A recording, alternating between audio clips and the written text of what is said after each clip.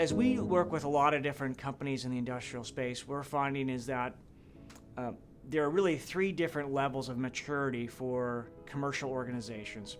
The first is what we call product-centric. These are companies that, again, today compete on fantastic products, very good after-sales service and support, but inherently they're focused on features and benefits for their products.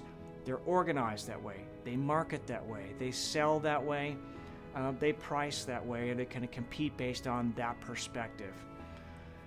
As we think about the last number of years, a lot of industrial companies are migrating to become more customer-centric. And again, think about that, where they focus very specifically on a targeted group of customers with defined solutions, which are basically a mix of products and services more finely tailored to meet those customer needs. And so internally what that means, anywhere from marketing to sales to pricing to product development, post-sale support, the orientation is much more focused around customers, right? So now we have a maturity in the commercial capabilities that is much more integrated. Sure, they're still selling fantastic products and great support, but it's now sold and packaged and delivered in a way that is much more tailored. But as we think about new technologies that are coming to fore, industrial Internet of Things, cloud, big data, mobility, there's a lot of new opportunities to take customer-centric approaches and to extend them into what we call outcome-centric.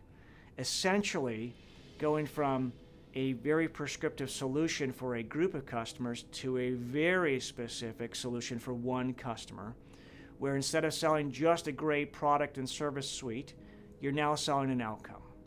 There are a number of great benefits that companies should think about when considering making this journey. Number one is you can change your business model entirely to some extent. You can go from being a manufacturer of strong products and great service, but you can change your model into becoming a as-a-service type of model, which means that you can contract with your customers and guarantee a certain level of performance on your equipment and services in a more solution environment. There's been a lot of hype around new technology, Internet of Things.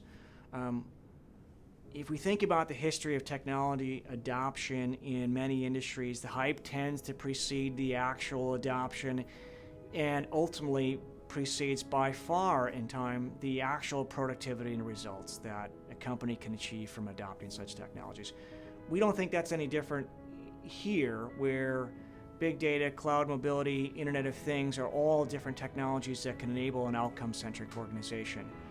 But we do think the difference here is it's not an option that companies can forego.